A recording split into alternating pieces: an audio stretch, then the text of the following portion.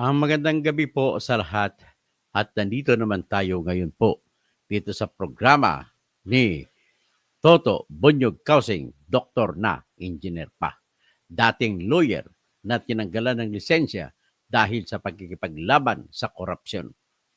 So ngayon, ang ating pag-usapan po ay patungkol. Ang isa sa pumatay kay Percy Lapid ay pinalaya. Yan po ang pag-uusapan natin po sa ngayon. Pero bago ang lahat, mayap abingi, presperes, mayap abingi, lahat ng mga kabalin ko at kayo ang isa sa pinakamalaking boto sa Pilipinas. Kaya po iboto ninyo ang tama, ang mayroong katapatan sa bayan o sa pwesto o sa bayan at may kakayahan.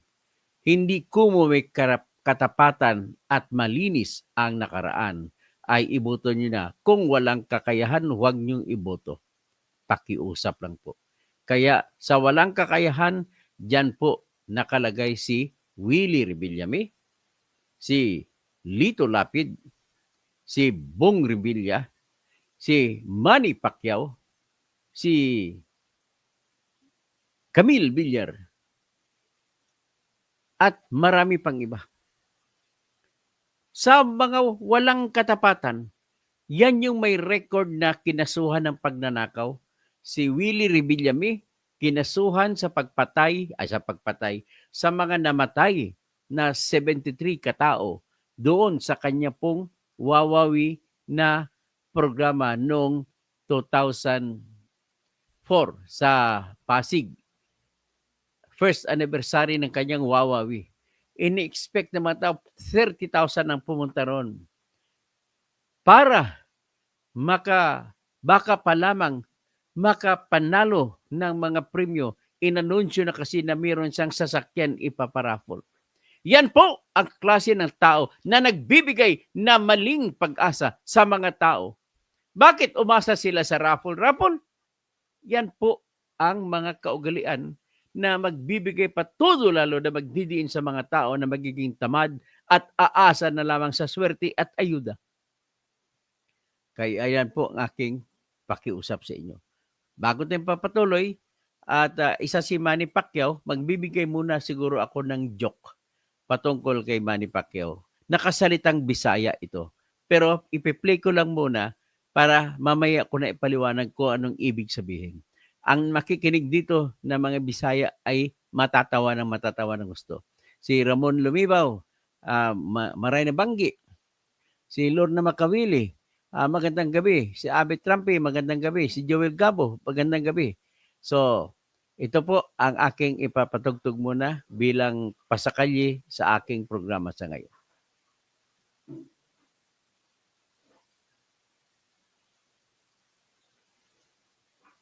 Nakita niyo ba yan? Yan po si Manny Pacquiao. Patugtugin natin. Dito sa bansa natin, marami mga pretentious genius. Yes, dagang kayo. Pretentious genius ba? But I want you to answer this directly. Kung ikay akong papilion, di sa Senado, ikaw maoy kinabrightan sa tanang bugo or ikay kinabuguan sa tanang bright?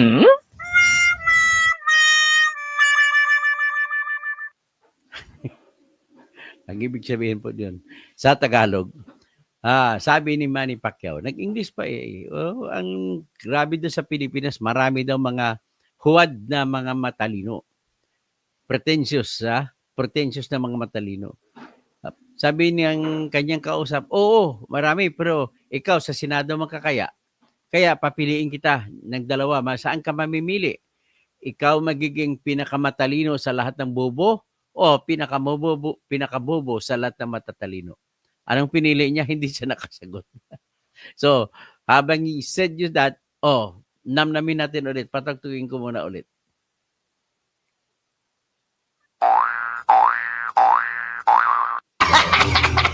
Dito sa bansa natin, marami mga pretentious genius. Yes, dagang kayo. Pretentious genius ba? But I want you to answer this directly. Kung ikay akong papilion, di sa Senado, ikaw maoy kinabrightan sa tanang bugo or ikay kinabuguan sa tanang bright? Hindi nakasagot. Dito sa bansa natin, marami Yan, ha? Ano lang yan. Manny, huwag ka magalit sa akin, ha? Okay. Diretso tayo sa next topic natin. Ladies and gentlemen, nakakalungkot. Nag-upisa sa tayo sa patawa, pero nalulungkot po ako dahil po ah, naibigay po sa akin, na-leak sa akin ang impormasyon na ang isa sa mga sinintensyahan ng hanggang 8 taon sa pagpatay kay Kaper Silapid ay pinalaya. Pinalaya po. Kailan pinalaya? Hindi natin alam. Noong quietly, tahimik lang ang nangyari. Noong December 25, 2024. Habang ang mga Pilipino ay busy sa pag-atupag sa mga usapin patungkol sa impeachment, usapin patungkol sa mga budget na pinakakurap na budget sa kasaysayan ng Pilipinas, ito naman yung isang tao na sinintensyahan sa pagpatay kay Kaper Silapid ay nakalaya. So, hindi ko alam kung ano ang kwan dito. Hindi ko mabiblame ang pamunuan ni BBM dito. Wala naman ako nakitang connection kung anong nangyari. Pero itong taong ito na sinintensya ng 8 taon noong June 2024 na pinalaya nitong December 25, 2024, Pasko. Ilang buwan lang ang nakulong niya? 6 na buwan. 6 na buwan lamang. Ang sentensya sa kanya sa pagpatay kay Kaper Silapid ay 8 taon. At ito pa ang matindi. Itong taong ito,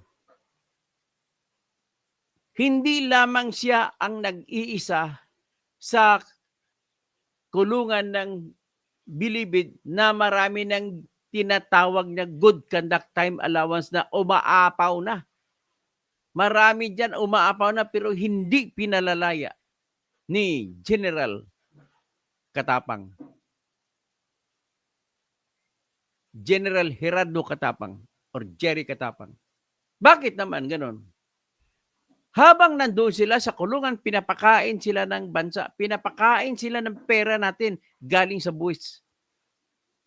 Ikaw ang dapat na palaya na yan. Pero ang nakakarindi pakinggan ay bakit nyo pinalaya yung sinintensyahan noong June 2024 at pinalaya ninyo General Katapang nitong December 25, 2024. Aba, may pamasko pa.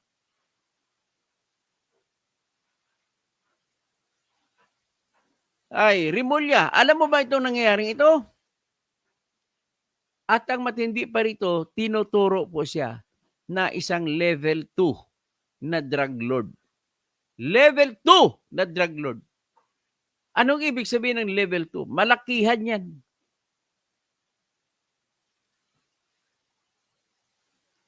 Ay.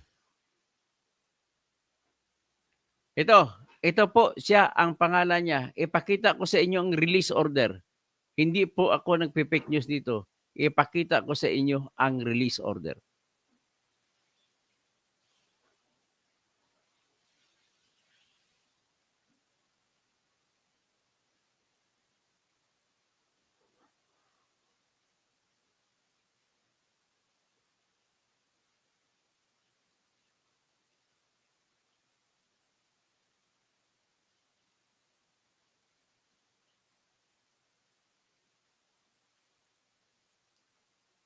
Ay nako, itong buhay talaga natin sa Pilipinas. Akalain mo ha, June 2024 na sentensyahan. Pagkatapos, hindi man lamang pinalaya lang kagad.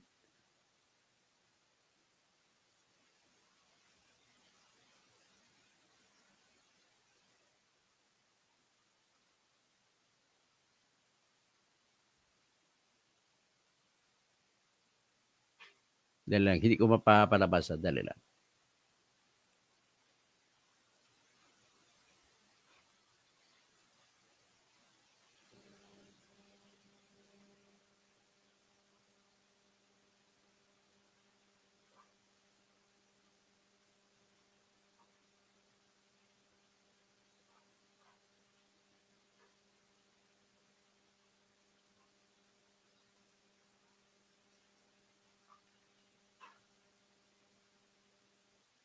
Escudero. Ito na po. Pakita ko na. Ito na. Anong pangalan niya?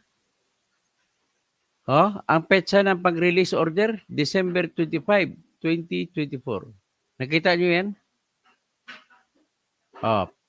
Name of PDL, ibig sabihin person deprived of liberty. Alfie Piñaridonda E. Montilibano. Prison number N22 N211P -1121. A national prisoner who was sentenced on November 21, 2008. Ito yung unang sentensya niya. Ang sentensya niya ay sa droga. Sa sinintensya siya ng Branch 25 ng RTC Iloilo City. At sinintensya din siya ng Metropolitan Trial Court Branch 80 sa Muntinlupa. At sinintensya din siya ng Branch 254 Las Piñas itong pagpatay kay Kaper Silapid. So, prison term of life imprisonment with payment of 1 million fine ang kanyang parusa sa Iloilo RTC. Ang kasalanan for possessing dangerous drugs, Republic Act 9165, Comprehensive Dangerous Drugs Act of 2002, June 7, 2002, Section 11, Paragraph 2, Subparagraph 1, offender possesses 10 grams or more but less than 50 grams of methamphetamine hydrochloride under criminal case number 03-57618 and case number of the Court of Appeals CA-GR CEB CR HC or ibig sabihin ng HC heinous crime number 00981. Tapos may slight physical injury siya under criminal case number 52959 at saka accessories to the crime of murder of Percy Lapid under criminal case number 23-0319. Ito po is released from confinement this date, having granted writ of habeas corpus by RTC Branch 45, San Jose, Occidental Mindoro, dated December 31, 2024, and pursuant to memorandum received dated 23 December 2024 from ASEC Al Pereiras, officer in charge by the authority of the Director General of the Bureau of Corrections. Si Katapang ang Director General, inauthorize niya. So, ang pangalan niya ay si Piñaridonda Alfie Montilibano. Ayan. Sa Sablayan Prison and Penal Farm siya kinulong at doon siya pinalaya. Ang pumirma si Chief Superintendent Angelito D.C. Lapitan. Officer in charge, SPPF. Ibig sabihin ng SPPF, Sablayan Prison Farm, Prison and Penal Farm. Tapos, CTO3, Leslie Magno, Releasing Officer. Control number 0449-12-2024. So, yan. Yan po. Yan ang nangyari. Ngayon, sisain natin. Kailan ba nasentensyan? June 2024. Ito po yung istorya nung nasentensyan siya.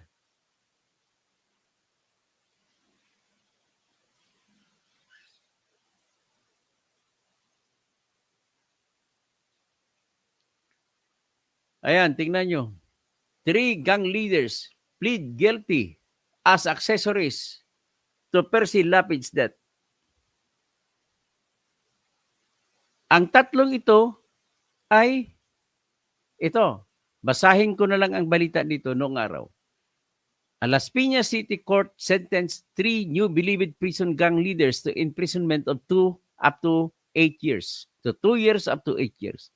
After they pleaded guilty as accessories to the killing of broadcaster Percival Percy Lapid Mabasa. Veteran journalist Roy Mabasa, Lapid's brother, said on Friday, June 23, that Las Piñas City Regional Trial Court Branch 254 Presiding Judge Harold Cesar Huliganga sentenced believed gang leaders Alvin Galicia, Alvin Labra, and Alfie Piñaridonda for being accessories in the killing of Lapid. Mabasa confirmed to Rappler that the suspects pleaded guilty to the allegations against them. The veteran journalist also said the sentence was announced during a court hearing on Friday. Mabasa added the court hearing will resume in August.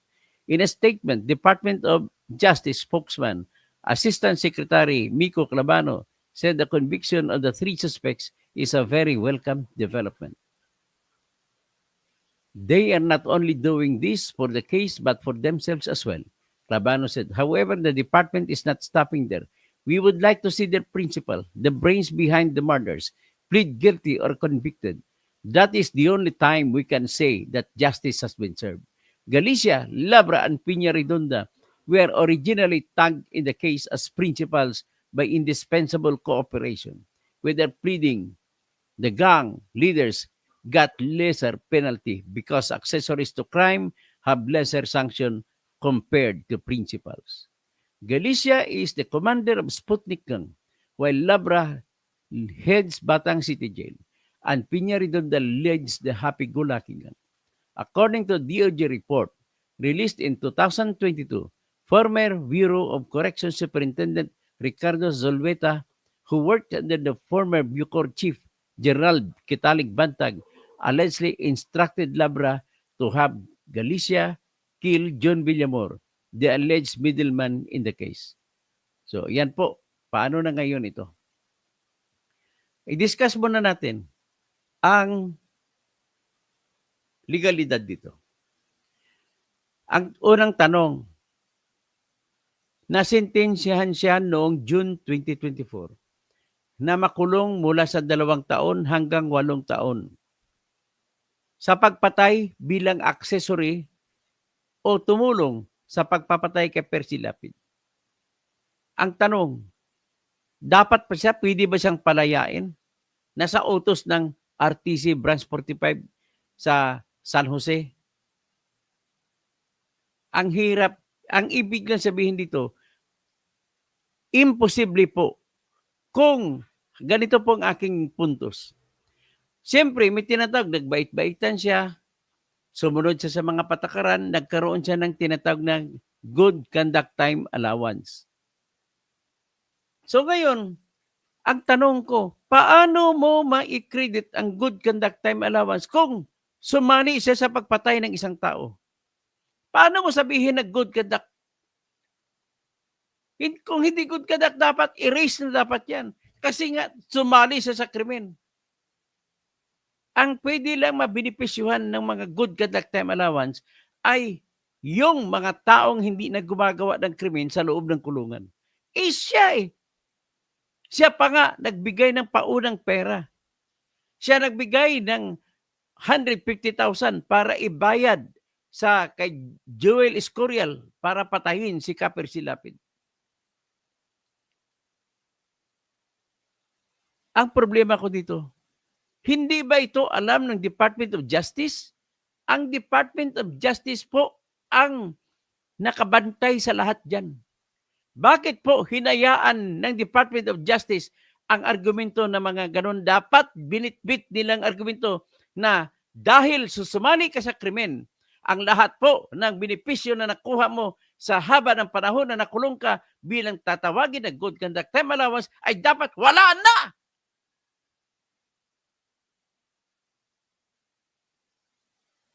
Anong mangyari sa ating buhay na to?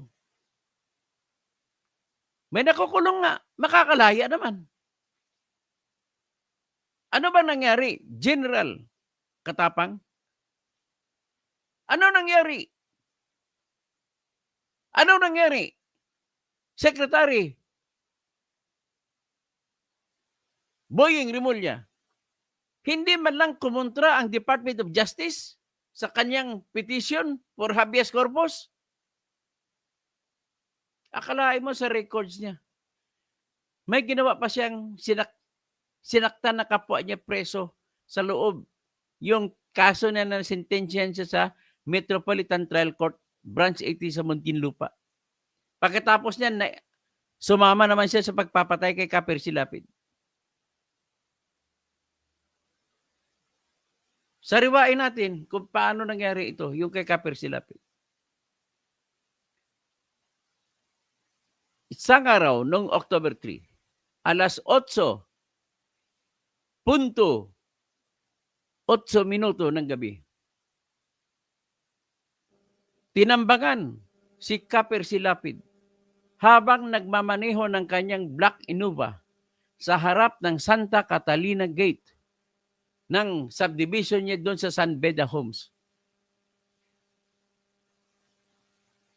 3 putok. 2 ay tumama sa kanyang tainga. Pagkatapos, mabuti na lamang ang nakausap naming 2 pulis, 2 korporal, ay masipag. Tinrabaho kagad nila sa pamamagitan ng paghanap at pagkopya ng lahat ng CCTV na makita nila sa kalsada. At dahil doon sa CCTV na nakuha nila, nakuha ang mukha ni Joel Escorial. At na-i-plus tayo mga October 5 sa mga Facebook at nakalabas din mga tarpaulin. At dahil doon, nakita ito ni Joel Escorial. Natakot siya kasi nakita ang mukha niya. Sinong kinatatakutan niya, mga pulis? Hindi po. Ang kinatatakutan niya, yung kasapi sa sindikato, yung sindikato nila ni Gerald Kitalig-Bantag, ni Zulueta, Ricardo Zulueta, at saka iba pa. Kasi nabisto siya, maaari siyang papatay. So para sa kanya, para maproteksyonan siya, ang ginawa niya, tumawag siya sa kanyang kumpare na kasapi ng pulis. At ang kumpare naman niya ay tumawag kay Colonel Ana ng CIDG sa Cavite. At pumunta si Colonel Ana sa bahay ni Joel Escorial sa Cavite, sa Molino, sa Bacoor. At doon isinuko ni Joel Escorial kay Colonel Ana ang baril na hinukay pa sa kanyang bahay, gilid ng bahay. Sinuko din ang pinaggupit-gupit niya ng mga jacket na pula. At sinuko niya rin ang kanyang passbook sa video na kung saan nakikita mong lahat ng deposito sa pagbayad sa mga pinatay niya. Ganun po nangyari dyan. So dahil doon ay dinala ni Colonel Ana si Joel Escorial sa Task Force Percy Lapid dito sa Las Piñas. So, nang dinala dito, sinuko doon kay Colonel Jimmy Santos. At pinroseso nila doon. Tuloy-tuloy na hanggat sa na-discover, binanggit na ni Joel Escorial na ang kumontak sa kanya ay si Christopher Bacoto at saka si John Villamor, na mga kababata niya sa Samar. Kababata niya doon sa Albuera, Leyte. So ngayon, sinabi niya sa akin, mismo, personal kami nag-usap ni Joel. Nang pumunta sa Maynila, nagtrabaho muna siya bilang hired gun diyan kay Mr. Aguho na nakakulong na rin ngayon sa lugar diyan sa Tanawan, Batangas. Sila yung pumatay diyan, lahat ng pinatay sa Batangas kasama siya diyan. Naging diyan na nakilala si Aldrin Galicia na siyang kinulong sa pagpatay po sa isang judge ng Tanawan. So, doon sila nagkakilala. So, tinawagan siya kasi hindi naman siya nakulong. Tinanggap niya ang trabaho at ang unang naghulag, ang ginawa nangyari, bago nangyari yon, bago niya tinanggap, ganito muna nangyari. September 5 ng madaling, mga alas 11 o alas 12 ng gabi, nagpalabas po si Kaper Silapid na sa kanyang live stream yung video na nagpapakita ng bahay ng isang tao na pinangalanan niya na Cinderella ng Department of Justice. At pinakita yung bahay at mga 11 sasakyan na nakaparada doon. Dahil doon nagalit si Bantag. Galit na galit siya kung sino ang nagbigay kay Percy Lapid ng informasyon at video. Sobrang galit siya. Pero sobrang galit siya kay Percy Lapid. Ang hindi alam ni Bantag, ang mga tauhan niya ang mismo nagbigay kay Percy Lapid ng mga informasyon. Mga tauhan na nung namatay ni si Percy Lapid ay sila pang tumatawag sa akin. Nagbigay din ng informasyon. So, nang nailabas, galit na galit si Bantag, tinawagan niya ngayon, ito si Ricardo Zulueta at magpahanap na magtrabaho. Ipapatay niya si Percy Lapid. Kasi for the first time in his life ni Bantag, ganun time pa lamang siya na in-expose ng mga media. First time niya yun ma-expose. Kaya sobrang sakit sa kanya. Inamin niya, nagtanong pa nga siya sa kanya mga mista sa class 96 ng PNPA kung ano daw gagawin niya. Inadvisean pa siya na magpa-blatter pero hindi niya ginawa. Namumuo sa kanyang utak ang galit. Kaya, tinext niya rin daw si Secretary Boying Rimulya. Hindi rin daw siya sinagot. Kaya nang pinapatay niya, ipapatay niya lang, tinawagan niya ngayon yung kanyang assistant na si Ricardo Zulueta. At si Zulueta na ang pinaharap niya sa lahat. Ang sa isip ni Bantag ay hindi siya mahuhuli kasi hindi naman siya humaharap. Si Zulueta naman ang humaharap. So ang ginawa naman ni Zulueta, tinawagan niya yung kanyang kumpare na brad niya rin sa fraternity diyan sa loob ng bilangguan. Kasi nakulong din dati si Zulueta. So, tinawagan niya, parang kung hindi ako magkamali, komando ata yung fraternity nila. Tinawagan niya si Denver Mayores na nung panahon na yon ay nakapiit o nakakulong sa Iwahig sa Puerto Princesa. At sinabi na maghanap si Denver Mayores ng killer para ipapatay, maipatrabaho si Tanda, si Gerald Gitalig Bantag. So ang tinawagan naman ni Denver Mayores, tinawagan niya rin yung isang kabradya na siya ang mayor de mayores sa kanilang Batang City Jail na grupo. So tinawagan niya si Alvin Labra. Si Alvin Labra naman, binigyan ng instruction na maghanap ng papatay kay Percy Lapid. Pero sa panahon na yun, hindi pa alam ni Labra kung sino ang patayin. Basta sabi niya, pinahanap ni Tanda. Pag sinabing Tanda, si Bantag yung tinutukoy nila. So, ang ginawa ni Alvin Labra, kinausap niya ngayon, kasi kinausap din siya ni Zulueta na ipunin, kausapin yung sa Sputnik, sige Sputnik gang leader na si Aldrin Galicia. Pagkatapos, kinausap din ang Happy-Go-Lucky gang leader na si Alpi Piñaridunda. At nag-usap sila. Pumunta pa sila sa opisina ni Zulueta at doon mag-usap. Ang pumasok lamang si Alvin Labra at iniwan sa labas si Aldrin Micusa Galicia at iniwan din si Alfie Piñaridunda. Nevertheless, shortcutin natin, pumayag itong tatlo na maghanap.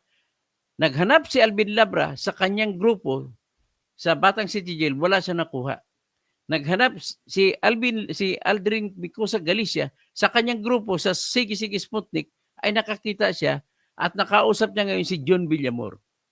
Si John Villamor ay may kasama din na kababata na nakakulong sa Taguig City Jail. Ito po si Christopher Bacoto. Si Christopher Bacoto, kinontak niya ngayon si Joel Escorial. At kinontak niya yung kasama ni Jewel Escorial na dalawang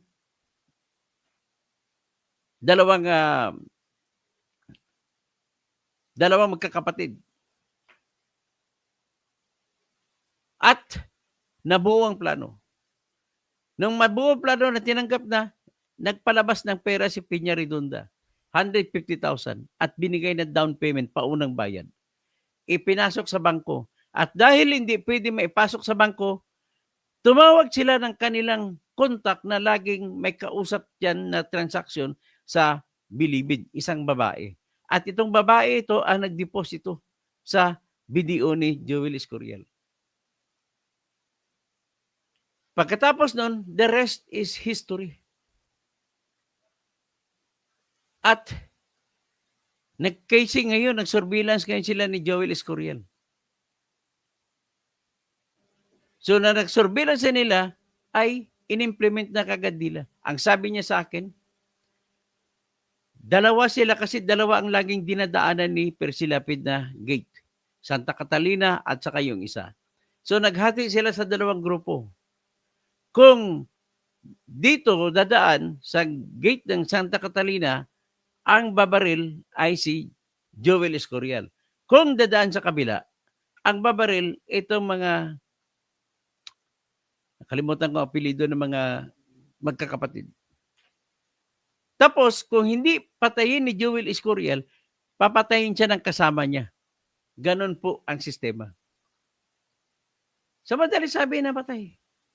Mabuti na lang may mga CCTV. At nabuo lahat ang mga ebidensya at nagpapatunay na walang iba nagpapatay. At kinasuhan naman namin ngayon si Bantag. Hanggang ngayon, si Bantag na lang ang hindi nasintensyan kasama yung mga dalawang magkakapatid. Kasama pa yung isang nakakulong sa Taguig City Jail. So, 4 pa sila ang hindi nalitis. Si Ricardo Zolweta ay namatay. Na-stroke dyan sa Bataan. Dyan lang pa lamang siya nagtatago sa Hermosa, sa barangay Mabiga, dyan sa Hermosa. At yung barangay Mabiga, daming binili ng lupa dyan ni Bantag. Dyan siya tumira kay Bantag. So, yan po ang kalipunan ng istorya. Very shortcut lang po yan. Inantay na lang natin na maaresto si Bantag. Pero ito ang didigapin ko para magkaroon natin, papalo up ko po ito. Kung bakit hindi ko alam kung bakit nakalaya ito. Tingnan niyo uli ang kanyang litrato.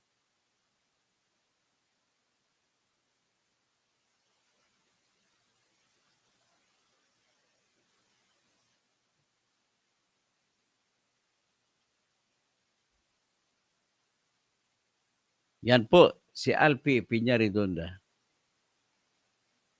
Yan. Ang tanong ko rito, bakit pinabayaan ng Department of Justice at hindi kinontra?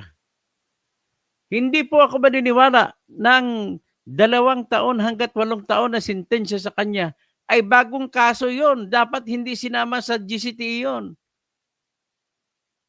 Sinintensya siya ng June 2024.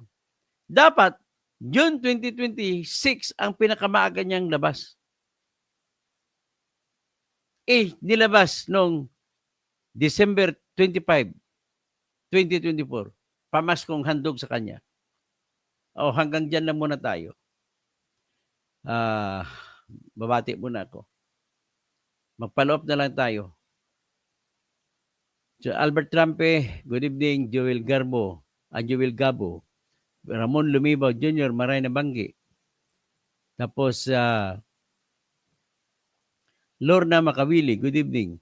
Hermes Polyoso, magandang gabi. Abit Bautista, good PM. Prespires, Ronald Artibi, talaga grabe ang palpak sa atin. Bakit pinalaya dapat ikinulong lang, di ba? Ramon Barcelo, Solid Duterte kami at Bunyog din, mabuhay. Tulungan niyo pong Bunyog. Drawback, Vibranium, matagal ng kaaway ni Percy ang pamilya Marcos. Reacts, justice talaga ang hustisya sa Pilipinas. Dolores Montañez, Roy Bagamasgad, Bagamasbad. Bakit po si BBM at Remulla wala sa person of interest? Ang kaso po kay Lapid ay gawa-gawa lang daw. Si Remulla po ay abalos ang may pakana sa Percy Lapid case. Well, pasensya na po Roy, kasi ang ebidensya na nakita ko po talagang si Bantag talagang tinuturo. Nakita ko na po lahat ng ebidensya. Si Jesus Monter, maayong gabi engineer, Dr. Toto Kausing. Christopher De Los Santos, matindi yan, attorney. Roy Bagamasbad, si Remulla Tabalos, ang may pakana ng Percy Lapid case. Gusto nila ligwakin si Bantag kasi maraming pera sa bilibid. Wilfredo Gomez, meron siyang protector sa itaas. Sabi ni Brad Willie Gomez, electrical engineer, number 3 sa board exam to. Crispin Rivera, Maya Pabingi, Dr. Engineer Toto Bunyog Kausing. Mabuhay po kayo, tuloy-tuloy lang po ang pagsisiwalat ng katiwalian. Manalo Violeta. Sino yan? Bakit hindi nabalita yan? Roy Bagamasbad, si BBN at Remulla ang araw-araw ay binanatan ni Lapid. Rocket, good evening Dr. Toto. Manalo Violeta. Ano nang nangyari kay Escorial? Nakakulong na po si Escorial. Efren Anino Gohilde. Baka sila din ang nagpapagurgor kay Governor Digamo. Roy Bagamasbad, malamang liligwakin yan sa labas at baka may sumingaw ang gobyerno ngayon ang pinaka-sindikato. Drawback vibranium, mga mag-assassinate ulit yan, election pa naman. Joseph Siron, good morning, Attorney Engineer. Gregorio Babaran, Roy Bagamasbad, Dolores Montares, multuhin sana ni Kapersi. Charlie Mujico, good evening po, Attorney. Ilsa Gaduli, Godalye, Ronnie 0143, Heriberto Filimon Injapi, Pagao Baker, Erlinda Betman, Eric Enrico Baldicantos, kapatid ni John Baldicantos. Good evening, Katoto. Dapat mabuksan uli ang isyu kay Kapersi. Raket, yan ang hirap sa Pinas. Elpidio Gabriel, Eric Enrico, marami na mga isyu na hindi natatapos dito sa Pilipinas. Gia, paano yan? Siguradong matutuwa si Bantag. Bakit ang Digamo hanggang ngayon wala pang hustisya? Nancy Sinisa, good evening po, Toto Kausing. Rocket, Jess Del Rosario, sobrang injustice sa Pilipinas. Sana makaupo kayo sa pwesto in the future. End of the road. Nakakawalang gana na mamuhay sa Pilipinas. Bulok ang sistema. Romel Bengson, Naimbag Arabi, mga kabsat ko. Naimbag Arabi, Romel. Nepsi, magandang gabi sa imo, Toto Kausing. Mabuhay ka. Watching from Tracy Martinez. Nepsi, so magandang hapon sa inyong lahat. At magandang gabi pala. Boyeng Remulla. Sid Alcantara, magandang gabi. Tiger Lily, magandang gabi. Nakaabot sa live. I miss you, Kapersi. Okay.